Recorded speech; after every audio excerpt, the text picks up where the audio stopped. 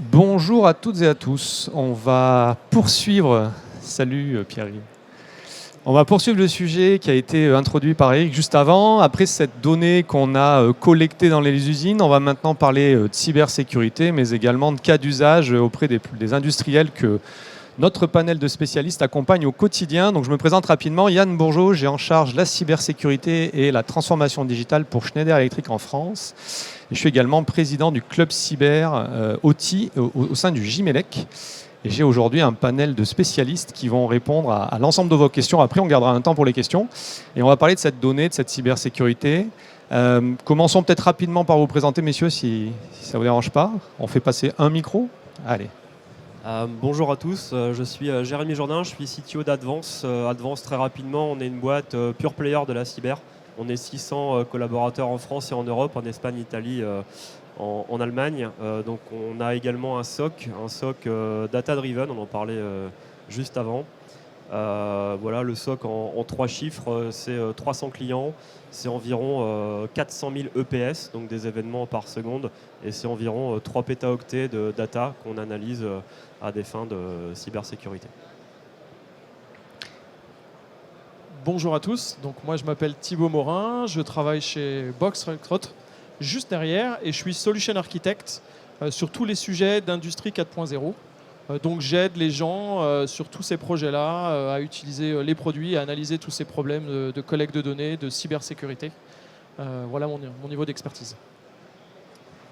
Donc Pierre Roth, je suis responsable de l'innovation chez Eiffage Energy System, donc la branche énergie et système d'Eiffage. Nous, historiquement, notre métier, c'est un métier d'intégrateur. Donc on a été très tôt confronté à la sécurité de la donnée et à la collecte de la donnée et à travailler sur comment on va aider nos clients à sécuriser leurs données et à la collecter. Très bien, merci messieurs. Alors sans transition, puisque tu as le micro Pierre, on va parler de collecte de la donnée. Alors quelles données on collecte dans une usine? Pour en faire quoi? Quel cas d'usage? Qu'est-ce que tu peux nous dire de ton quotidien chez Eiffage sur ce sujet? Alors c'est vrai qu'historiquement dans les usines, la donnée elle remontait via les automates. Ça fait longtemps qu'on monte de la donnée dans les automates. On a commencé après à les stocker dans des data historians. Et après, qu'est-ce qu'on en fait de cette donnée?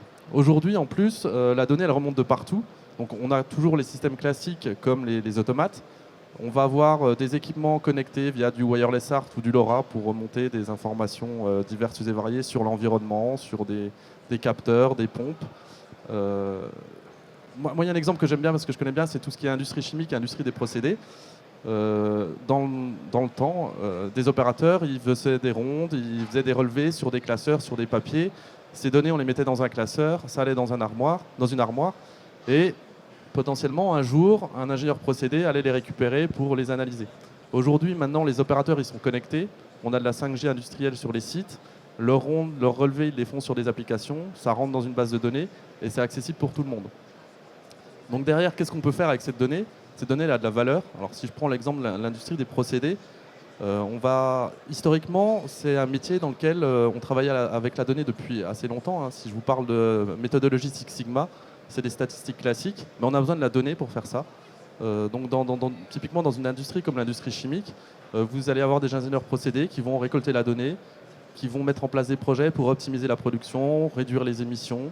Et tout ce travail-là d'optimisation est guidé et utilise la donnée. La donnée a une vraie valeur dans ces métiers-là. Je vois Thibaut qui opine du chef, donc je sais qu'en tant que solution architecte chez Bosch, tu as aussi ce genre de sujet. Est-ce que tu peux nous en dire un peu plus? Oui, tout à fait. La donnée, moi j'ai souvent tendance à dire, c'est de l'or en barre.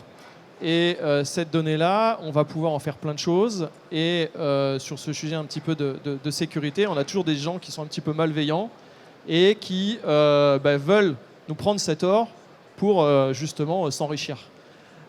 Et nous, en tant que fabricants, chez Rexroth, on va justement en fait intégrer des solutions pour pouvoir collecter ces données-là, pour pouvoir aussi faciliter la mise à disposition de ces données dans les sites industriels. On est par exemple un fervent défenseur de l'OPCUA, où on va pouvoir transmettre ces données-là de façon structurée, de façon aussi sécurisée, pour répondre justement à tous ces challenges de la digitalisation et pouvoir traiter ces données pour après en faire aider nos process industriels dans les usines. Voilà. Et puis une chose qui est aussi très importante, c'est qu'aujourd'hui il y a des nouvelles demandes liées à la sécurité informatique, avec le CRA par exemple. Et donc nous, en tant que fabricants de composants, c'est aussi important de montrer que nos produits, aujourd'hui sur le marché, sont déjà pensés pour intégrer ces nouvelles demandes liées à la sécurité. Et donc il n'y a pas de raison de collecter de la donnée pour pouvoir progresser grâce à elle dans notre outil de production. Donc effectivement, en tant qu'équipementier ou fabricant de produits et de solutions, on a cette dimension Cyber Resilience Act. On aura aussi la dimension NIS 2 pour tout ce qui concerne les entreprises, justement en matière de cyber, de pouvoir sécuriser les architectures des outils de production, mais systèmes IT comme OT. Tu l'as dit, la donnée, c'est l'or noir en fait, de cette industrie 4.0. Mais finalement, on cherche à se protéger, mais de quoi et de qui ? Et ça, je pense que c'est ton métier chez Advance. Absolument. Alors en fait, historiquement, les systèmes industriels étaient autonomes avec une production locale, avec une maintenance locale. Et on a vu apparaître de nouveaux besoins, des nouveaux usages. Donc un de ces usages, c'est par exemple la télémaintenance pour des questions de coûts. Donc on a commencé à ouvrir les systèmes industriels à des fournisseurs, à des sous-traitants.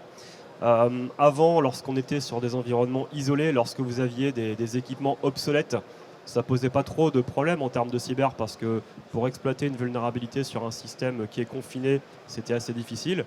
Aujourd'hui, si vous avez des interconnexions et que vous avez des équipements obsolètes, vous augmentez la surface d'attaque.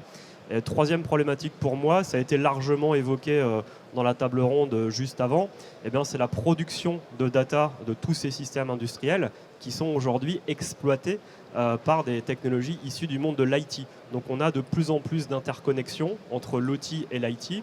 Et donc aujourd'hui, pour résumer, on a une explosion de la surface d'attaque du fait de l'obsolescence de certains équipements, du fait finalement de la possibilité de, par exemple, passer par des vulnérabilités de l'IT pour exploiter des vulnérabilités de l'OT, notamment à cause du manque de segmentation. Aujourd'hui, dans beaucoup d'industries, on s'aperçoit encore que les notions de DMZ industriel, ça n'existe pas. On a même parfois un mélange total. On a des réseaux complètement à plat où c'est pas rare de voir des équipements IT qui cohabitent avec de l'OT. Vous rajoutez un petit peu de sel par au-dessus, un équipement industriel connecté qui est piloté par un cloud pour remonter les statistiques parce que c'est assez pratique. Et vous avez un cocktail explosif. Le tout, c'est pas une critique, c'est un constat, mais en termes de maturité aujourd'hui, il y a beaucoup d'industriels qui n'ont pas encore de maturité cyber. Et donc, clairement, c'est un terrain de jeu pour les attaquants. Alors, les motivations des attaquants restent somme toute classiques. On a parlé de vol de propriété intellectuelle, d'espionnage.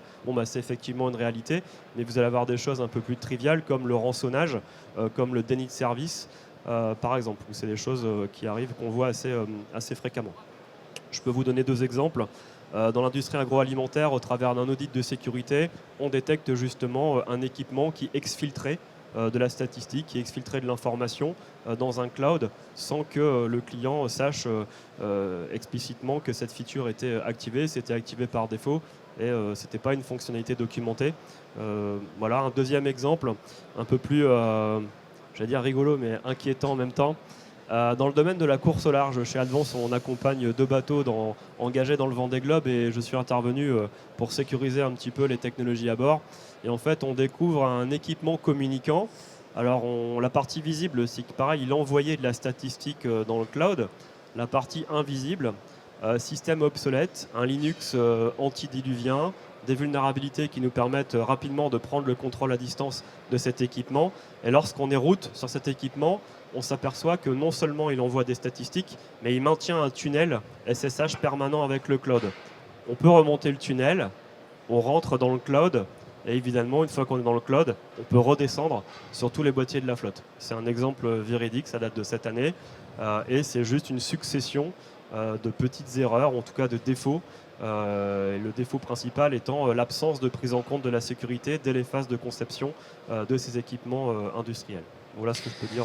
Et puis en termes de performance de ces équipements, on ne peut pas forcément les sécuriser de la même manière que l'IT, puisqu'on ne peut pas arrêter les équipements en monde industriel. Donc il y a un vrai sujet de continuité de service. Oui, c'est vrai que historiquement, dans le domaine de l'OT, ce qui était essentiellement important, c'était la résilience, la redondance et la fiabilité. C'est vrai que les sujets cyber n'étaient pas forcément pris en compte dès le départ. Ouais. Donc la course au large, je crois qu'on a des exemples dans l'environnement chimique aussi. Tu voulais nous citer, Pierre? Ouais. Alors, historiquement, quand on veut protéger, quand on est dans l'industrie des procédés et qu'on veut protéger son procédé, il y a deux façons de faire. Soit on le brevette. Le brevet, il a un inconvénient, c'est qu'à un moment donné, il tombe dans le domaine public et entre guillemets, le secret de fabrication, il devient connu. Donc les concurrents peuvent le réutiliser derrière. Ou alors, on fait comme Coca-Cola et on garde la recette secrète. C'est assez commun dans l'industrie chimique. Moi, j'ai un exemple en tête, je ne donnerai pas de nom, mais où il y a tout un travail qui est fait depuis des décennies pour protéger un procédé qui est très économe en énergie, qui permet de fabriquer de la matière première moins chère que les autres procédés. Et en fait, l'entreprise fait en sorte qu'au sein des ingénieurs procédés, personne ne connaisse le procédé en complet, etc. Et eux, ils misent, plutôt que d'avoir breveté leur procédé, de dire on va le garder secret. La problématique à côté de ça, c'est que quand on commence à avoir des usines connectées, qu'on monte des téraoctets de données, qu'on a des ingénieurs qui ont travaillé dessus pour optimiser le procédé pendant 10, 20, 30 ans, ça aiguise les appétits de concurrents chinois, par exemple, qui vont... Alors, il se trouve que cette usine-là est souvent attaquée depuis la Chine, parce que c'est une molécule que la Chine cherche à acquérir. Et voilà, on protège la propriété intellectuelle, on fait en sorte que les gens ne connaissent pas le procédé, mais si à un moment donné, on a des portes ouvertes sur la donnée et que les concurrents arrivent à collecter 20, 30 ans de données d'un site industriel, tout le travail d'optimisation qu'on a fait à partir de cette donnée, ils le récupèrent et tout l'avantage, on le perd. Comme on disait tout à l'heure, la donnée, c'est de l'or noir, on doit la protéger. La valeur, souvent, elle est dans la donnée. Enfin, elle est toujours dans la donnée. Et je vais compléter avec un exemple de Schneider Electric. Donc, plus de 200 usines chez Schneider, 100 centres de distribution. On a beaucoup de solutions digitales dans nos usines. On a mis des véhicules autonomes, autoguidés, après avoir fait du Lean, du 5S, etc., parce qu'on avait besoin d'automatiser certaines tâches. Et donc, on a ces petits véhicules qui se promènent dans l'usine et qui vont nous aider à porter un certain nombre de cartons, qui vont réapprovisionner du matériel en bord de ligne, etc.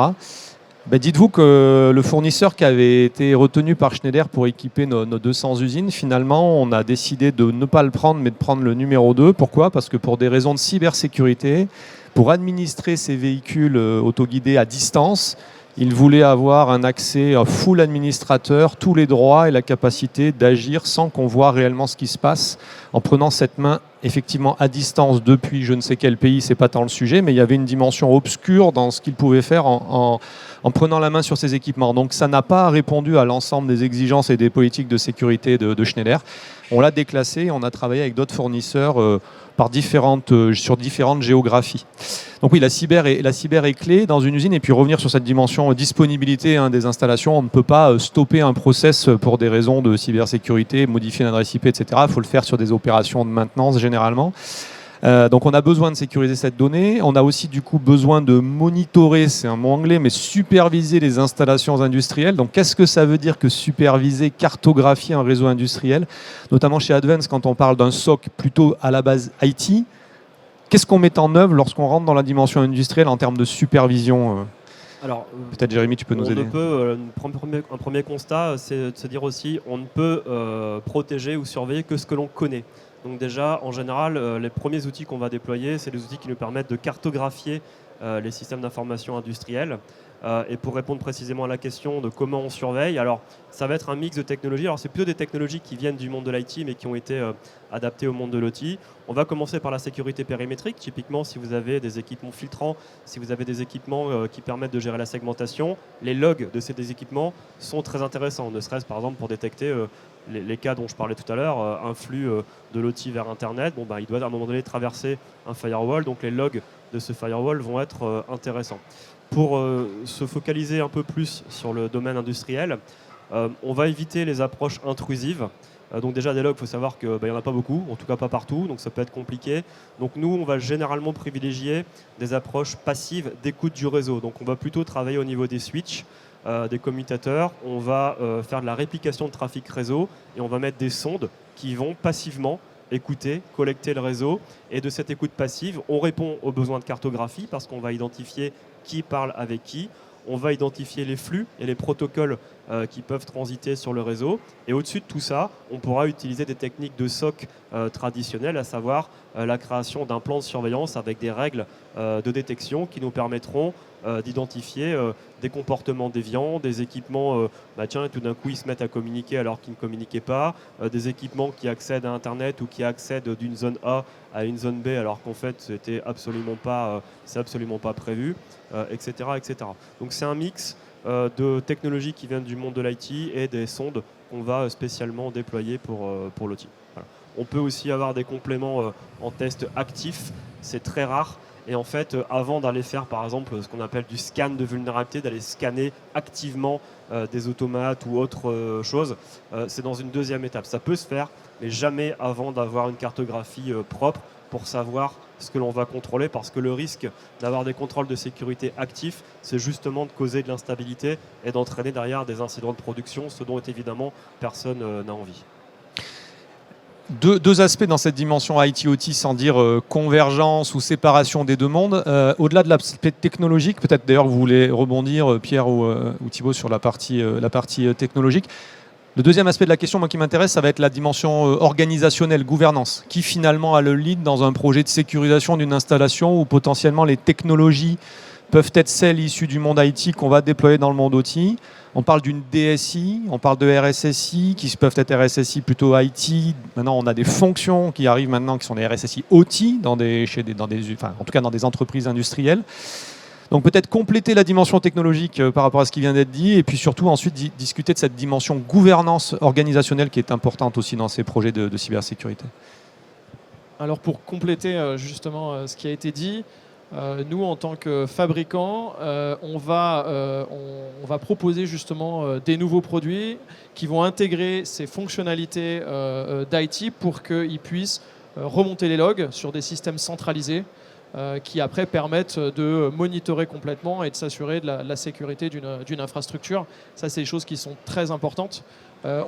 Juste par rapport à ça, c'est-à-dire que les fonctionnalités qu'on rajoute dans les produits vont en plus demain devoir être conformes à la partie CRA. Donc là, on rend les produits d'autant plus communicants et connectables, tout en devant répondre aux exigences de cybersécurité qui arrivent. Donc c'est ça l'enjeu pour un équipementier comme Bosch Rexroth. Exactement, c'est ça l'enjeu, c'est de répondre à ces nouvelles impositions et surtout toujours avoir cette notion de sécurité. Ça, c'est vraiment quelque chose de très important à notre niveau. Après, au niveau de l'organisation, sur la deuxième partie de question, moi je pense que c'est vraiment un travail d'équipe. Aujourd'hui, aussi bien les gens de la production que les gens de la partie informatique, que les utilisateurs, que même les directions, tout le monde doit travailler ensemble pour trouver la meilleure des organisations. Ce n'est pas seulement l'IT ou la DSI qui va trouver la solution, ce n'est pas seulement la partie production qui va trouver la solution. Chacun a des impositions et il faut travailler ensemble pour coordonner tout ça. Et c'est quand on travaille vraiment en équipe qu'on arrive à mettre en place une structure qui va répondre à cet ensemble. Moi, c'est ce que je vois de mon expérience. J'ai travaillé chez des grands groupes dans la cosmétique sur ces sujets-là. Et c'est quand on est ensemble autour de la table qu'on arrive à trouver la bonne solution. Merci. Voilà. Pierre, tu veux compléter ? Non, globalement, nous, on est intégrateur. Donc, c'est vrai qu'on a des clients qui sont matures depuis longtemps sur la cybersécurité dans le domaine de la défense, du spatial. Ouais. Donc, les exigences, on les connaît. Enfin, elles arrivent, on les connaît, elles sont depuis longtemps. Et on a des clients qui ne sont pas du tout matures. Et donc, nous, là, c'est notre rôle d'intégrateur, en fait, de les aider et de leur dire, OK, vous n'avez pas mis d'exigence cyber. Par contre, l'état de l'art, c'est votre équipement chinois là, que vous avez trouvé sur un salon, peut-être il fait la fonction que vous voulez, mais nous, on ne va pas l'intégrer parce qu'il n'y a pas de firewall, parce qu'il ne remonte pas de log. Voilà. Et c'est des choses qui, aujourd'hui, on parle du CRA, mais je pense que chez les grands éditeurs et les grands fabricants, c'est des choses qui sont faites depuis longtemps, enfin en grande partie. Être capable de désactiver les services, de fermer les ports, de changer les mots de passe par défaut, quoi qu'il y en a certains qui passent à travers, mais... Il n'y a pas que Schneider. Tous. J'ai d'autres exemples. Exactement. Donc, nous, on a ce rôle-là, en fait, de dire aux clients, attendez, il y a quand même un état de l'art à faire. C'est pas parce que vous n'en avez pas conscience ou que vous n'êtes pas posé sur le sujet que nous, on ne va pas vous aider. Donc, il y a ça. Et après, dans la dimension organisationnelle, nous, on travaille pas mal sur des systèmes critiques. Donc, il y a toujours une grande notion de sûreté de fonctionnement. Donc, alors, mettre en place la cybersécurité, ça a aussi pour vocation d'améliorer la sûreté de fonctionnement. mais il faut aussi faire attention que les outils qu'on met en place ne dégradent pas la sûreté de fonctionnement en elle-même. Moi, je prends un exemple que j'ai connu.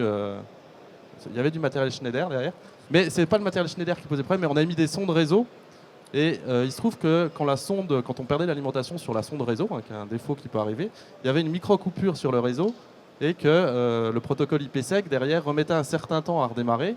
Et quand on est sur un système de gestion électrique d'une infrastructure sensible, perdre la vue pendant 15-20 secondes sur les onduleurs, sur les transformateurs, sur toute l'infra électrique, on ne sait pas ce qui peut se passer pendant ces 20 secondes-là. Donc c'est là aussi qu'il faut se poser la question, ok, je mets des équipements cyber, mais derrière, est-ce que ça dégrade ou pas ma disponibilité de mon système en global? Et peut-être pour compléter, merci pour tous ces éléments, compléter donc la dimension équipementier, effectivement, Bosch, Rexroth, Schneider, on se doit d'avoir des produits qui soient secure by design, comme on va le dire, mais ça ne suffit pas, parce qu'aujourd'hui, que ce soit un disjoncteur, un automate dans un environnement industriel, derrière, il y a bien une dimension architecturelle, et il est nécessaire de protéger l'architecture au global. Donc c'est vraiment les deux sujets. On peut empiler des équipements sécurisés by design, mais l'architecture ne sera en rien sécurisée. Il faut travailler sur l'architecture, d'où la nécessité d'avoir des équipementiers qui font le job, et tu l'as dit, des intégrateurs, si c'est le bon terme, pour sécuriser l'architecture du client final. Et un petit complément aussi qui me semble important de rappeler, c'est que ne pas oublier que la sécurité, c'est un processus. Il n'y a pas de début, il n'y a pas de fin, ce n'est pas un projet, c'est un processus. Et c'est un processus d'amélioration permanente. Donc ce qui est important, c'est de mesurer, de contrôler, d'auditer, de mener les plans d'action et de recommencer en fait. Ça me semble important de le rappeler. Alors on est au cœur d'un village cyber 5G IA. Je ne peux pas ne pas vous poser la question de l'IA. Au sens où ça a fait c'est entré avec fracas dans notre vie au quotidien et notre vie professionnelle et notre vie perso également. Comment vous mettez en œuvre dans vos sociétés l'intelligence artificielle dans votre quotidien, évidemment tourné vers la cybersécurité, la data, les infrastructures. Donc il y a une dimension, j'imagine, produit chez toi Thibaut. Dans la partie cyber, évidemment, Jérémy. Et puis, Pierre, je pense que vous l'utilisez au quotidien en termes de cas d'usage pour accompagner les industriels. Donc, est-ce que vous pouvez, en faisant le lien avec notre sujet, nous dire comment l'IA va amener de la valeur à vos clients, en parlant peut-être de cas d'usage concrets? Comment vous l'utilisez au quotidien? Je vais commencer puisque j'ai le micro. Alors nous, l'IA chez Advance, ça fait 10 ans qu'on l'utilise. Donc déjà, c'est le premier point, c'est que notre SOC a 10 ans. Et le jour 0 de la création du SOC Advance, on a tout de suite mis de l'IA.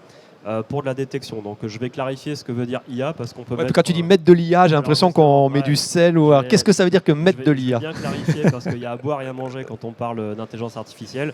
Donc il y a 10 ans, on a fait un constat très simple. Il y a 10 ans, on se disait en cyber, tout est affaire de règles. Vous avez des règles de filtrage, des règles de détection, des règles, etc. etc. Le problème de la règle, c'est le seuil. C'est toujours compliqué en cyber de mettre un seuil. Si vous voulez bloquer ou détecter une personne malveillante et vous allez faire une règle et vous allez dire si ça dépasse 10, tu me préviens. Qu'est-ce qui se passe si l'attaquant il se met à 9,9 ? Vous ne serez pas prévenu. Et je ne sais pas pour vous, mais 9,9 pour moi, c'est dangereux et j'ai quand même envie d'être prévenu. Donc il y a 10 ans, quand on a créé notre SOC, on a tout de suite créé des plans de surveillance et des règles, entre guillemets, qui fonctionnent sur de l'IA. Donc de l'IA, pour nous, c'est quoi ? C'est du deep learning, par exemple, pour reconnaître des connexions vers des noms de domaine générés aléatoirement. Ça va être de la statistique, tout simplement. Alors on met ça derrière le terme IA, mais non, c'est juste des maths et c'est juste des stats. Ça va être aussi des machines à vecteurs de support. Ça va être aussi des algorithmes à base d'agrégation, d'isolation forest, etc. Ça, c'était pour la détection. Ça fait 10 ans qu'on le fait. C'est hyper utile. On a un SOC aujourd'hui avec moins de 3% de faux positifs. C'est justement grâce à ça. Et donc, on mixe des technologies basées sur de l'apprentissage automatique. On branche l'algorithme. Il ne va rien dire pendant une semaine et tout d'un coup, il lève la main. Vous ne savez pas pourquoi. C'est juste qu'il a détecté une variation anormale. Tiens, une machine qui commence à discuter alors qu'avant, elle ne discutait pas. Et vous avez d'autres algorithmes qui sont mis au point pendant des mois par des data scientists pour répondre à des cas d'usage précis. Ça, je le balaye. C'est utile pour la détection. On continue de le développer. Pas vraiment de sujet. Ça fait partie aujourd'hui des fondements du SOC.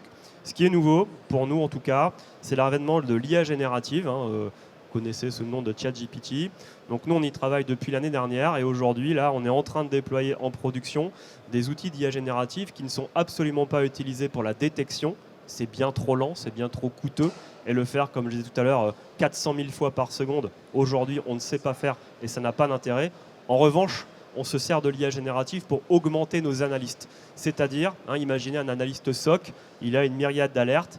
ça sonne, il regarde son alerte, il doit faire son investigation, il doit identifier si c'est grave, si c'est pas grave, s'il doit notifier son client, et donc il a toute une logique d'investigation avant de rentrer dans une phase de remédiation. C'est là où l'IA générative est très intéressante, parce que l'IA générative nous permet d'automatiser tout ou partie de l'investigation qui va être fait par nos analystes. Et on commence à voir finalement une transformation, en tout cas de l'analyste niveau 1, où en fait il est moins en charge de faire une analyse exploratoire en fouillant les datas, il va rentrer dans une logique de contrôle d'éléments qui sont déjà pré-traités par l'IA. Par contre, on a aujourd'hui une volonté très forte de garder l'analyste au cœur de la machine et de ne pas laisser l'IA prendre de détection. Donc le choix qu'on a fait chez Advance aujourd'hui, en tout cas sur l'IA générative, c'est de venir augmenter l'analyste, mais ce sont les analystes qui restent complètement aux commandes et qui décident de la suite à mener sur les investigations. Tu nous rassures en nous disant que l'humain reste quand même au cœur de la décision, heureusement.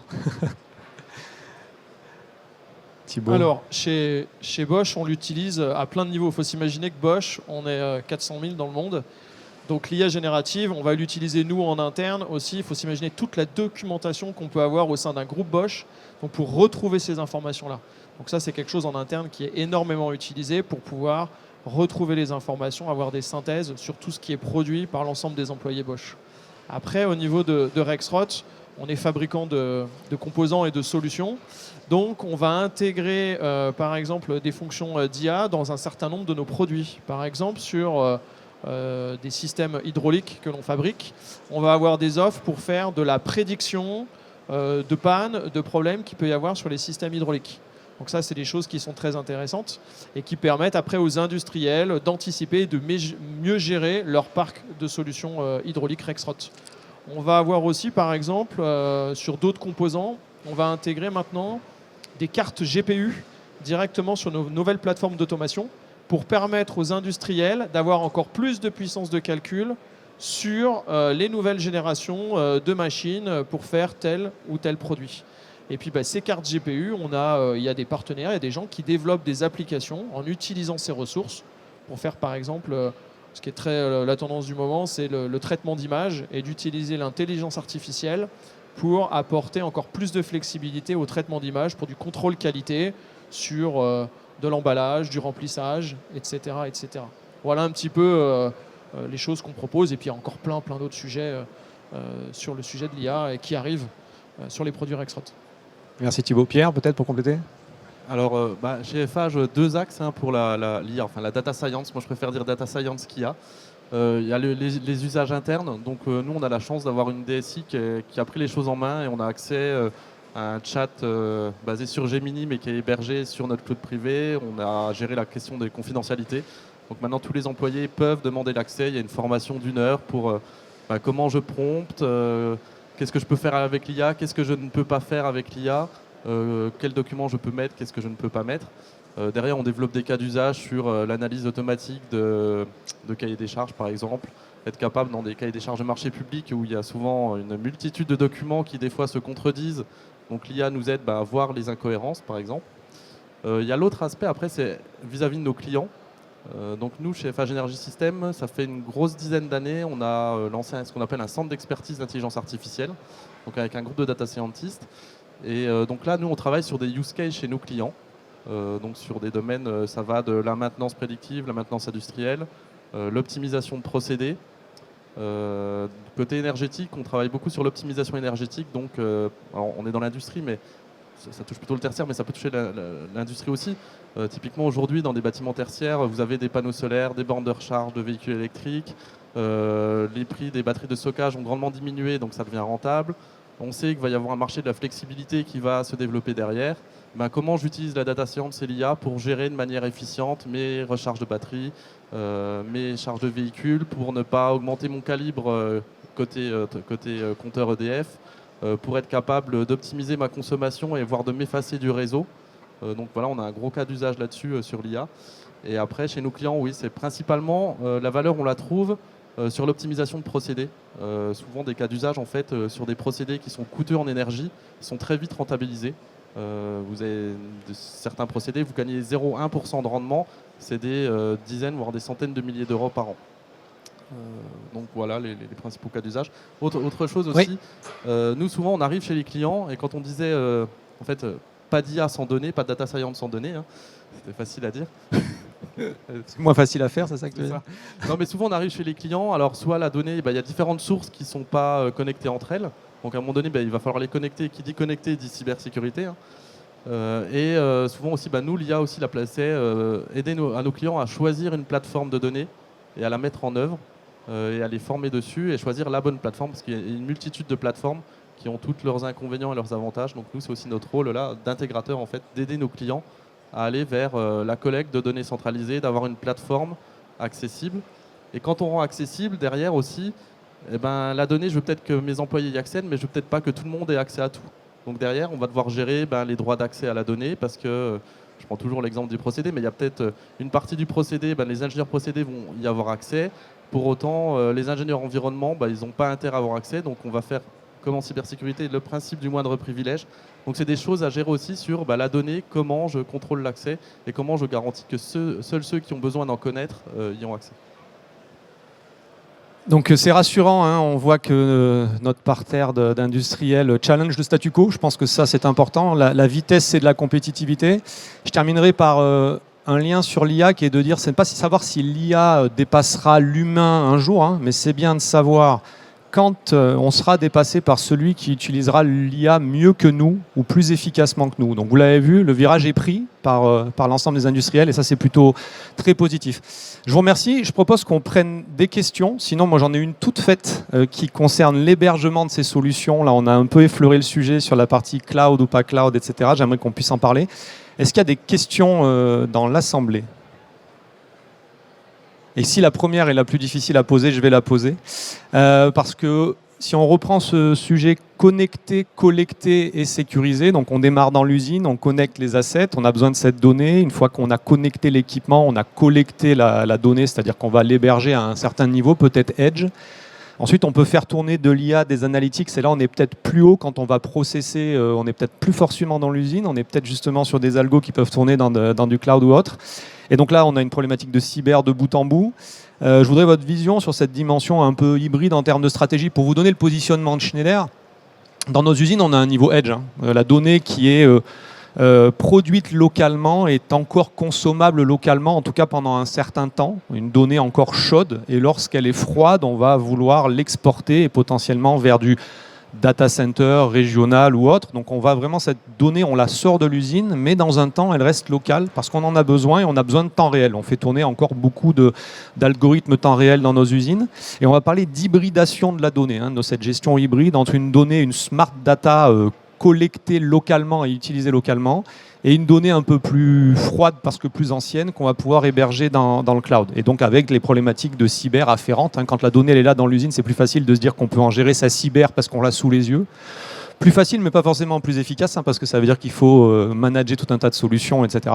Et puis la donnée, quand elle est dans le cloud, alors est-ce qu'on apprend à Microsoft, Google ou d'autres à faire de la cybersécurité ? C'est un autre débat, on fera une autre table ronde sur le sujet. Mais dès qu'on va monter dans la dimension cloud, évidemment, il y a d'autres sujets de cyber. Donc, on a parlé de data dans vos différents environnements. Je voudrais que vous me donniez, par rapport au lien cyber, un peu cette dimension hébergement. Okay. C'est toi qui t'y colle d'abord, Jérémy. Mais on aura forcément chaque personne qui pourra répondre. Chez Advance, donc, sur le traitement de la data, je vais simplifier. On a 3 étages. On a un étage chez le client. Donc aujourd'hui, les logs, je parlais des logs tout à l'heure, les logs sont collectés via des collecteurs qu'on développe nous. Donc on a des systèmes basés sur BSD, durcis. On a un premier niveau de traitement et détection donc dans le boîtier qu'on met chez les clients qu'on appelle l'appliance. Par exemple, je parlais de DGA et d'un algorithme de deep learning. Ça tourne en local chez les clients. C'est fait à bas niveau, en C++, c'est ultra performant.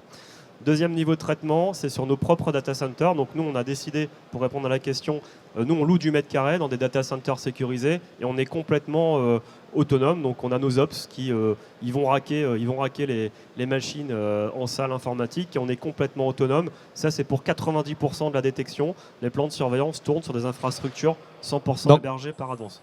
Donc voilà, vous êtes en colocation sur l'hébergement chez... On loue des mètres carrés. Okay. Et pour les 10% restants, où là, je parlais d'IA générative tout à l'heure, où là on a besoin de GPU et on n'a pas besoin qu'un seul, il en faut un certain nombre.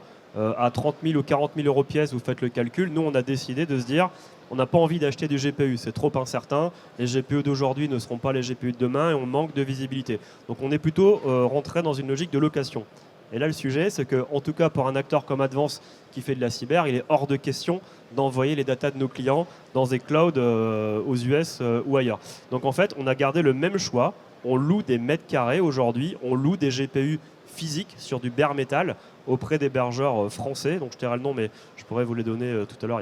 On n'a rien à cacher chez Advance.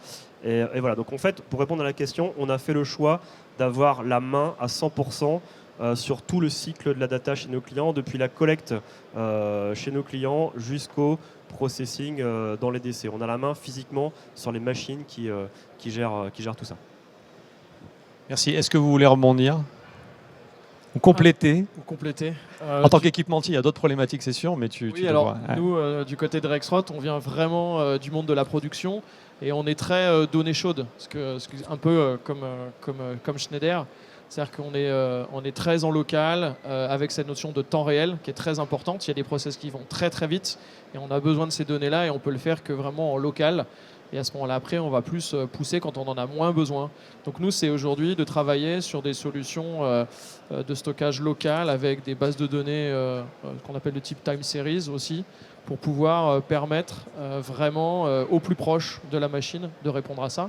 Et puis après, bien sûr, on a aussi des offres qui remontent un petit peu plus en haut. Et là, alors, comme on est chez Bosch, on a aussi des règles au niveau du groupe.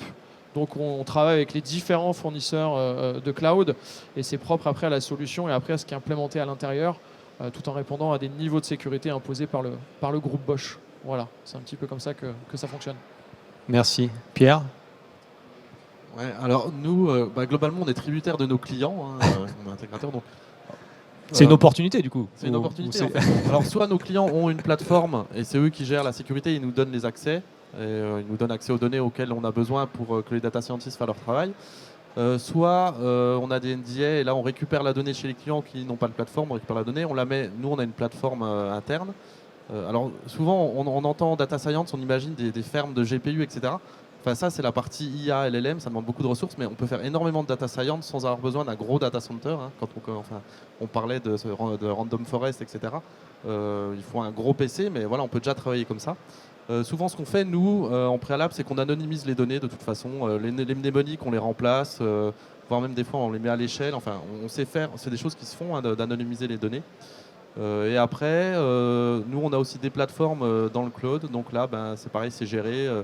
On fait confiance aux fournisseurs de la solution. On a notre tenante, on fait confiance, mais on fait quand même attention d'office, les données qu'on charge sont anonymisées, quoi. Donc la prochaine table ronde sera sur la souveraineté du cloud, si vous voulez rester. Bon, très bien, je pense qu'on est arrivé à la fin de la table ronde. Il me reste à tous vous remercier pour ces 45 minutes passées ensemble.